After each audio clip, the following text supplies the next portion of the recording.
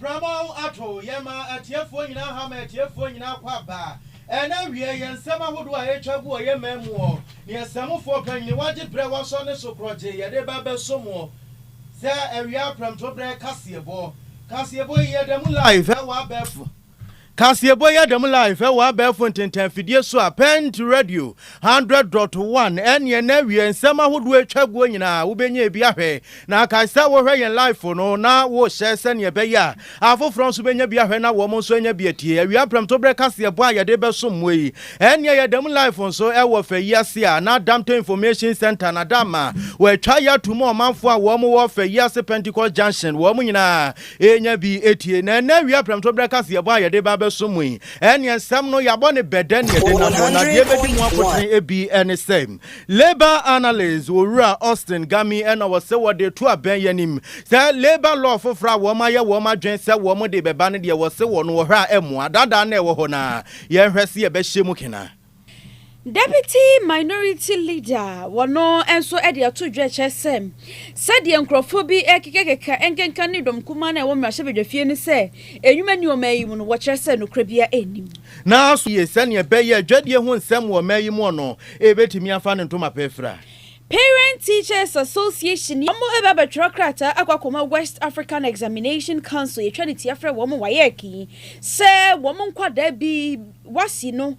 chemistry ni mu no enkwada no ma mo kwa mo mantwro enti no omo de ho petition ebeko ensem ni mu pote no bete wakase yi mu enya na wie ensem we ni afoforo pi na ye bekwa ma hodo so nsem afen so agoprama so nsem so ye kokwa akofa edi abam na awia premto breka se ebo enwumako bi adama wo mo so yasene bo ye chidom yare kasiebo ni mo seda be ma wo hine spices awia wo hine spices adama na wo so yasene no wo bo ye chidom no hine spices se flavors a wo ba ubetimi dia no anuane ama anuane ayede na akoyie no wokuta ma akoma akongotwe enu nti se wo no aduane amekanfo wo hine spices na dia ma wo flavors no wo chicken flavor ho a ubetimi dia steam akokọ wo de be chi akokọ na afen so dia ye akokọ nkwansa so en wo noodles ene wo ye spaghetti bi na wo per spices papa dia guma mana ye de na akoyie dia ene na wo hine spices ne noodle flavor no na amekanfo dia ma wo jollof rice or fried rice stew beef goat sanso eno wo shrimp wo ha ye de to aduane ma aduane aye de na akoyie na ye kanfo wo hine spices e de ma wo awie yi na ye de wo hine non dairy powdered milk ne so ka ho entu kwadwa so awie wo to wo hine spices e de anu awunuane ahodo no na wo to wo hine non dairy powdered milk ne so e de aba be gufie no wo hine non dairy powdered milk no e mo fredi na se mo freni dia e bie wo ma dwen mo nyini se brumpanyimfo so etimi dipi sa opendudu matu a ene obetimi afra ahomatrofo yi eye 0207 80539 and answer 0244525908 wo hine spices ana wo say eye deyi ena wi apremto breka se boyi wa pesima kafo eye mem kwabena owusu aduomi ena afi kachire nuaba nana ama bwama ensem ni munchemu ankasa enie Pent radio kasi boy adwumaku a afa ho ka eye ohene spices any ohene non dairy powdered milk. Amade sia yensensem na se na ye shensem na se a ene na ye de ani kiremu wo labor commission wo mo asoyem na labor analyst onimonyamfo Austin Gami ene wode atodwa sei eye new labor act aben ya wotiso wo pese wode komrahye bedwam na mrahye bedwafo gitum na eba be ye mra wo maimu no wo se wo no sa labor act ya aben yi ka ho asemu ye nya de sei wo no wo hu ne se beboa na emom wo no labor act ahodo anase emra ahodo e wo ho a ebo adwumayefo na afi adwumawura no wo mo ho ban no wo hu ne sese no a se yetimi ehyemu kena ebeboa na se wo manfo be kai a enche bia na Ghana manpanyin His Excellency John Dramani Mahama wo de betu dwa wo ne nkasa yemu sesese na ban ne den hyehyeye mapa egu akwan mu se ne be ya wo mo di new labor bill kra wo mo be komra se bedwam na mra se bedwafo so wo mo agye atum na se mra se bedwafo agitum na eba be ye mra wo adwumani mu a enu betimi aboa ye pa amenkitahudi ahodo a de adwumawura nom na afen so omo adwuma yefo ntemo no no atimi asekena na aboa ma adwuma hodo a wo man mu so atimi agya ne na so na no na owura Austin Gami wo mra na wo kasa wo 2026 Chartered Institute of Human Resource Management wo mo conference a wo mo de hye so wo nkrampumpuni mantemu no na wo se wo no de wo ne Ghana man panyin nya adwene kra esan se Labor Act no ye wo bi wo ho a no ebo adwumayefo wo man mu ho ban na mmom no de wo sa ban yi hwe na wo ye ne se Labor Act dada na wo ho no ye betimi ahye mu kena na emu be ye duru se ne be ya no kra ho hia se ye be kwa koye Labor Act foforo edi aka ho yenko na yenko tie woni monyamfo Austin Gami wo mra no ne nsentwerefo di nkomo se ne usimi kasafai. There's nothing wrong making a reform, but reform for what purpose? Everything that needs to be talked about as far as labor relations is concerned is provided for in the current law. However, if people, Ghanaians, feel strong about having a reform and introducing new areas, it's up to them. I'm one person in the country from Gold Coast, so I cannot stop them. But I think everything is provided. They have actually lifted what is in 651 into the new bill and added Factories, Offices and Shops Act and expanded certain things which could have gone into the LI and regulations, and not necessarily having a new bill. It's going to create some people. We are not going to have about 300 and something clauses, maybe finally reduced to about 200 or 300 normally from parliamentary point of view. If that is the case, then people are now going to read again. The present one, even we are unable to implement it. People don't have the knowledge about how to implement it. And we are going to have a new one. It's going to create a lot more problem. Even the most knowledgeable people, lecturers, lawyers, senior people in the country go on strike regularly, even with this one. So I don't know what we are about. But it's for Ghanaians. If they want reform, it's up to them. This year, any a labor analyst with Austin Gami. Yanko Mrashebejafie. Na Speaker of Parliament, Ayon Monyamfo Agban Bagbin, one also Eddie Atuja say, said the LGBTQ plus, and once and some Ababebusu or Mayumo Parliament, a passy bill ye na akase or my pennies, Excellency John Dramani Mahama, Eden and Sa Ebeshasie, ne was some Nakwaquebin watcher say, Emrano. Parliament yi eye mrashebejafo no woma enetena se wo mkrunche sa ensem ni nyina gu nkrata so mo de akoma mampanyini enti sa parliament kuro ye o mampanyin nyamfa ne nsan hyase nko ade wo mo besa timi akwatena se na wo masan bobo hu foforo na o madwendwen hu biem no mahu se aha no ye yifrim ne nkede ha no foforo hye ho no ma enka ebetimi aboa na wo de sansem wanyina atudwa wo bra wo call ordinary manyam ekoko pie dwumade bia na ekoso e wo Supreme Court eye 150th anniversary ya ekoso e wo ho no mo no e na wono nso ekoko pie mu wo ho ordinary manyam ko pie mu ho no de sansem wei e tudwa no che se bill yi e babeto mrashebedwa fie ho no mo gitu mu wieye no ono a wo hweye no wo ka kire mrashebedwafo no so mo hwe na wo mo sankoko bobo hu biem na wo mo hwe de wo be e de afa hu na bi mu e ka se ene no ye ne sa wanye no che se mrashebedwa no wo ma timi ahemra no na afiomu wioma betimi atena se no wahu sa ha no ye ne siebe nsema onmanyamfo yi ede tudwani. I still hold my view. The recent debate where some lawyers came out strongly to say that by the Constitution, once a law is passed on the floor, Parliament is functus officio. It's not the law. Because we have what we call post-passage process before you send it to the President for assent. And that is why in the Constitution, there is no time limit given to Parliament after passage to submit to the President for assent. And on many occasions, we usually identify some inconsistencies or some errors, and then we go back to the House where they refer to as second reconsideration stage. You use the process called rescission, a motion of rescission to rescind the decision of having read the bill third time, and then use that to do it.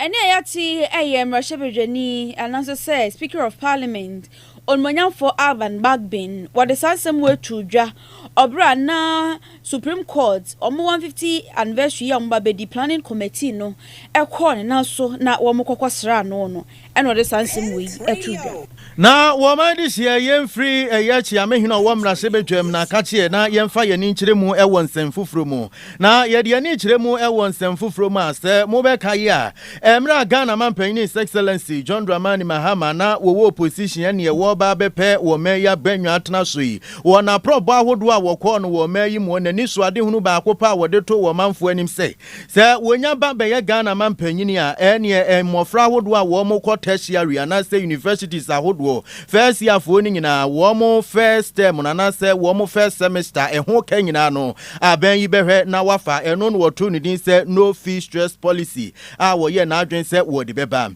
na ena manebo a eba no e kire say wo hwe no fee stress policy na say aban yi etwasika be se Ghana sika no 537 million Ghana cedis eno no asuafo be se 159,750 and I say aban ede ba be hye wo mu nyina ase na se asuafo nyina eye first year fo na amanebo e kire mu se efiti bra Ghana mampanyin His Excellency John Dramani Mahama obetena benwa isoi na woda nani so ade hunu eye no fee stress policy ene ohwe sika nko a ben yi wode ahyemu ekeka ko Ghana sika no be se 1.3 billion Ghana cedi ene sika ya sa no fee stress policy aben ede ahyemu na sansem we nyina beto dwa wo mra na Chief Executive Officer Student Loan Trust Fund eye owura yire Dr. Sajida Sherak na wone nsentwerefo edi nkomo na no ode aban no ni nsusu ye ene aban no nwumadi ahodo a wodie no wode to nsentwerefo anim na eho ena Dr. Sajida wode to nsentwerefo nyanim sese wo hwa aban yi ni no fee stress policy a wode abai a eno ba ba beboa ye pa masuafo ahodo a na nka wo mu wie suku na nka wo mu ni da so se wo mu so tertiary na se university ka wo mu so betimi akobi no se Ghana mampanyin His Excellency John Dramani Mahama etimi ama wo mu ani da so na wo se sa policy ya ben yi dia ben so ba beboa ama nkura bebre na wo mu wo man mu wo mu nyina etimi akotehia na wo mu so etimi anya adesua mu nteteye. I am happy to say that the government of Ghana, since the start of the implementation of the no academic fee policy, has given the fund about 1.3 billion Ghana cedis. That is the total because we received 499 million last year to implement, and this year we have received 537 million Ghana cedis to implement. So the totality of this is a little more than 1 billion, and to date we have disbursed about 830 million of that received funds to now about 310,000 students in total. We did 152,000 last academic year, and then this year so far we have done 159,000 students. We anticipate that we will do more than 170 or close to 170 before the academic year is over. Siania yeti ye Chief Executive Officer Student Loan Trust Fund owura yire Dr. Sajida Sharik. Deputy Majority Leader Ayon Monyamfo George Rockety Hagan wanonso ade atudwa en wo kire se de enkrofo binum ekase aban bae ebetena konwa so efri honum abesi ne emebu na dwuma ye eho aye deden de kese enwuma ni o mayi mu ene mrahye bedwa mu no edom kuma yi kura kan no mo ka bie no wo kire se enye no kura da se aban bae wayi nani ade ama emu nipa se wo mo mu enwuma enye na emom no ne etepa ne saban yi bo no homodin bia ene oba ye enhyehyɛ mapa bia wo de egu akwa mu kwan befa so beboa ama enwuma ye enyo mayi mu no matimi asi ano kwan no nyina no wo mo hwɛ no maye na nyina no enso atimi afri ho no mo na enso so kamia ye se edom kuma e wo mrahye badwafie no wo mo de bibia no ekwakwa ye politics no krane e wo ho no mo na wo so mo hwɛ no mo ka no ase omo ye yomani e de afri ho na wo ma hakotwa ntro no nko esan se wo mo pe politics ananse nipa animani monyamu nti no krane e wo ho no wo so mo ka na etimi eboa ema afoforo nso so hunu se sei ene ekro no ene no mabo no na to nchen no mo ka ne animu na ban yi ba ye de wabo ne homodin bia pa ewo enwuma ye ho se wo behwe na etimi edimu ensem bia owura George editu dwani When we came to office, certain things had to be done first before you can do others. One of them was to stabilize the economy that you put in a vegetative state. We have to get the economy back. That has been done. We are growing the economy and the job will come at the back of that. This government has been in office for 1 year and just about 5 months or 6 months. Things are being done. The economy that we thought would take 8 years to restore has been done within a year. The jobs that you are shouting about, eventually the jobs will come and people who are looking for jobs, especially our youth, will get jobs to do. Please do not make a play of this unemployment situation, which started about 10 years ago. It's been going up and up with wrong policies. We never achieved anywhere. If your policies in the right 8 years created better jobs in this country, we will not be talking about what you are talking about today.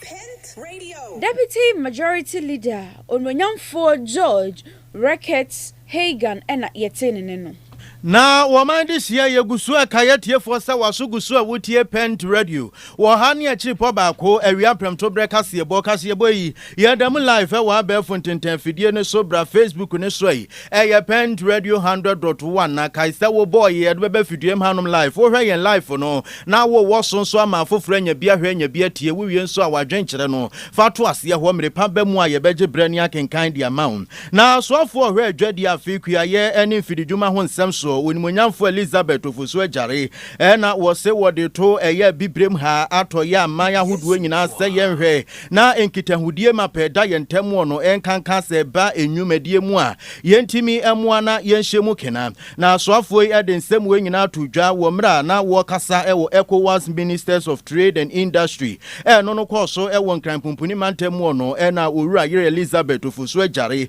wo mra wo gina simpie so na wo gina Ghana Mampanyin His Excellency John Dramani Mahama na woni animdefo ne mpanyimfo ahodo mbepie mu wo man mu edi nkomo no wode to wo manim se wo hwe abibrem ha to ye mantemu mekire West Africa ha na se ECOWAS community na ade ba ko a ema ye ka bomu yie pa eye adwadie mu nsem na no eno wo se wode to mpanyimfo ahodo a wo mo de abibrem ha to ye man ahodo nyina no se wo mo hwe se eniema ahodo a eya na esi ye nkwan se ebe adwadie mu nsem a ye behwe na yatena se na yayi sa ne mani nyina afri ho se ne be ye beboa ama adwadie ho nsem wa bibrem ha to ya mamu no ebetimi afa ne ntoma pefra na wosoafo nkasa ye mu eno wodi tudwa sese wo ma bepie mu ewa bibrem ha na wo hwe African Continental Free Trade Area se wo hwe se ne Ghana yasimi atu ye ho asi ho ne ne ama ahodo a wo mo so wo mu bibrem ha ye adwadie anase yenya adwadie nkitahudi a eno no efe keke eno nti onimonyamfo se wodi adesede pa ebeto ECOWAS afenso no West African amampanyimfo nyanim se wo mo hwe se ne be ya ne man kitenkiti bia ya na esi ye nkwan ewa adwadie mu no ye behwe ne ye afri ho se ne be ye no beboa ama ba bepie mu ewa bibrem ha to ye a ye mpuntuo ho nsem no ebetimi egina yi. Ghana is proud to host this meeting, and we do not regard this privilege lightly. Accra is home to the Secretariat of the Africa Continental Free Trade Area, and that distinction carries an obligation to ensure that the decisions taken in this city are worthy of the confidence the continent has placed in it. Our citizens want borders and markets that reward their work and industry that employ their children. These are reasonable demands and require that we tirelessly work together to build industry and facilitate seamless trade. Our experts and senior officials have laid the technical groundwork for the past 2 days. What remains is the part that only ministers can do to decide and to commit. Honorable ministers, we meet barely 10 weeks after the 14th WTO Ministerial Conference in Yaoundé, which is only the second ministerial conference ever held on African soil. The outcome was sovereign. Despite the efforts of many delegations, including those from our region, MC14 closed without a comprehensive ministerial declaration, and the moratorium on customs duties on electronic transmission was allowed to lapse. Work towards a so-called Yaoundé package now continues in Geneva. The rules governing our farmers, fisherfolk, and digital entrepreneurs are still being written. Onimonyamfo Elizabeth ofosu ejare eye soafo a wo hwe adwadie afekua ye eni fidijuma ho nsem so ne eni etiye. Yanko Secondary na Secondary College Parent Teachers Association na wamo ewo ho wamo chese wamo ba betrokra tatintin e de kokoma West African Examination Council ya ye twanitia efre wamo wayeke wamo nsema wamo kanyina ene sem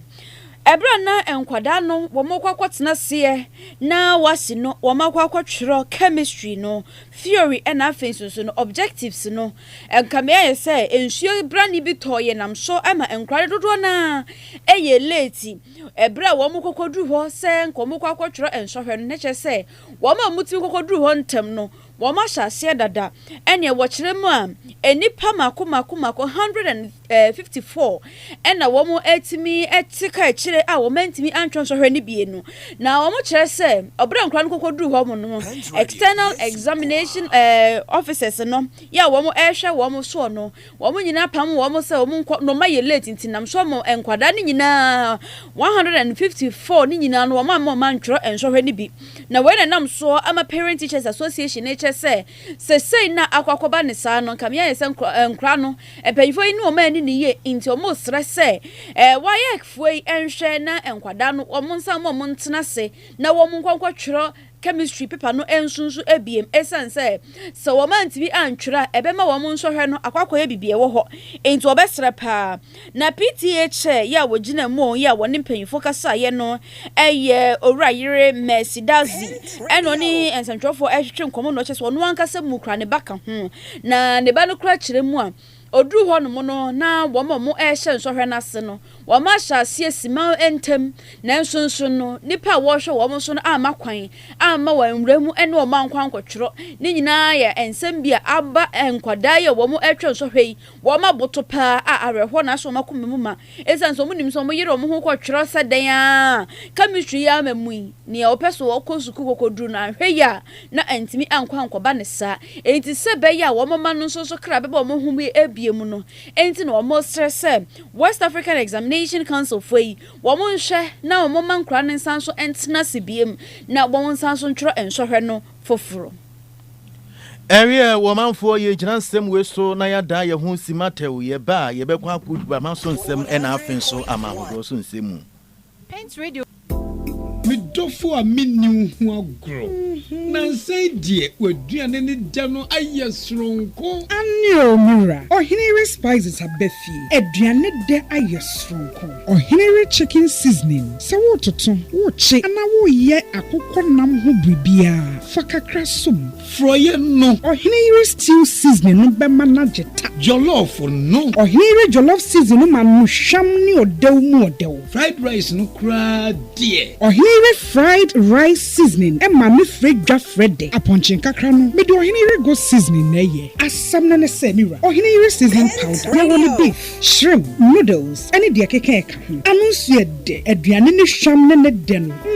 ubedi adibio enti obapa ohinere spices abama yen aduane no aye dedede efrise ne die ne nso aye dedede ohinere spices edeye e wo dwa hodo mu etufon for 020 780-5398 and 0244-525908 FDA agi edwedien kratoi atum yada se wa twen ami akwakwaje enkratoi aba na ye tonsem ne so afri agokansie eho ensemmum na sisi ye ka sei die Ediana Stars Football Club no wamo abo owura Samuel Buadu edin sa wono enemramaye womo head coach wobra womo tena se na eye 2025 and afensu 2026 Ghana Premier League season no ni nyina ehu conclusion no womo timi edeba na wieye no eno mo bo owura yidi so no enemramaye womo head coach na entimi emwo womo pa na owura yi ye kana asem no nyame adom wa head football clubs ahodro bebre ya football club no ebi ene ebine Brekum Chelsea wono wa head pen afenso so Accra House of Folk wa head pen Medina Sporting Club wa eno so Midiama Sporting Club eno so wa head pen ya ni nyina mu no ni nyina atimi akọ na wie ye kama pa na ni nyina eye enema bia Ediana All Stars wɔn ɛhwɛ yɛ ansa na wɔn bɔ ne din sɛ wɔn mmerɛ no bɛmɛgyina mu na wɔn hɛde wɔn club no ɛmfɛma wɔn sɛ bɛyɛ as wɔn kɔ agɔkansie bi mu a wɔn nso anim ɛbɛtumi abɛnyam na wɔn bɔ ne din no ɛnɛ da yi ɛnɛ fia da yɛ June bosom ne da ɛtɔ so edumienu yi ɛna aduana stars no wɔn ɛde krataa tenten ababɛto ɛmɔnten ɛkyerɛ sɛ sɛsie deɛ wɔn head coach foforɔ kora wɔn ayi no ɛne owura Samuel Buadu na yɛto so no anapa yɛdi nkan ɛkyerɛkyerɛ mu nsɛm no mu kakra World Cup ho nsɛm yi mu kyerɛ mo sɛdeɛ Mexico fo si bram ɛyɛ South Africa fo ama Ghana fo mani agye Ghana fo de mo ha mo yɛ sɛ bedroom mo so mo de South Africa fo so mo ngase bedroom mo so na bedroom mo so a agwala agwapa no mbeto mo de mo hwɛ na South Korea for so any Czech Republic also the taso Emma South Korea the Czech Republic for so any ekoko ye 2-1 against Czech Republic na ene ya ka say so no World Cup no ebegu so akoso Canada ene Besonia anyway Basonia and Herzegovina. Bosonia and Herzegovina. Woman Canada for. And then you may a bon on swa, woman's the better mu. Nature said, Wamba and Yasam Kuma Kla. Na almost so diano, Elquaria ya, Ahumachi, Donko, and non so US, and I feel so no. Paraguay, woman so the best so na woma bona. Kwabna Jamio Paraguay. Aha. Entino, kwabna say kan Paraguay. Entino. US for any Paraguay. Woman so the best so na ahumachi don ko pepepe. Omo de atata so na no so no. Esi Ghana for why na motor na why na motor agwala net. Said the Enra, my South Africa for French me, and then when I'm more the Tiano, Miss Rabada, move Argentina,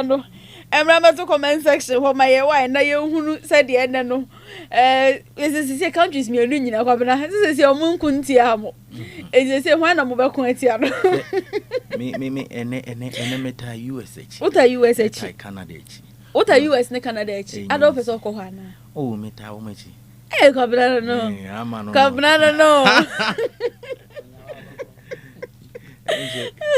You be too got now. You see me kind. So now, yes, I see. I'm Eddie. Because so now, as a open omo wi ni na che se about I o mechinti no o kwa na bibia ye for am wanya ama yemfiri agoprama so nsemo na eni adehye yemfa ye ni nkyire mu ewo nkrofo ama so nsemu na ye kwa nkrofo ama so nsemu am eye wo mampanyini Donald Trump America mampanyini Kwaku Trump wo say Iranian citizens and I say Iranian fo a wo mo abeye etukotenafo ewo America nyina na afi so etukotenafo afoforo a bibinti yentimi mfa nkwa omunko omukromo no ye bo wo mo nyina echi wo so wo mo nyina efri America no do ma ba bepie mu ewo Central African Republic na amaneba efri ho eba se sa eye Iranian fo etukotena na afi so etukotena afoforo a wo mo nyina wo mo ewo America ne ye etukotena wo mo bibinti no ma ba beka America ho na yentimi ensanfa wo mo enkwa wo mo echi na adehye a wo mo nyina eye America mampanyini Donald Trump wo se wo de wo mo eba Central African Republic no ebi eye Syria adehye sanso na Afghanistan adehye nso ka ho bi ena bi nso no efri Turkey ememu ena wo mo nyina eneya wo bo wo mo nyina echi na baage di kan kura no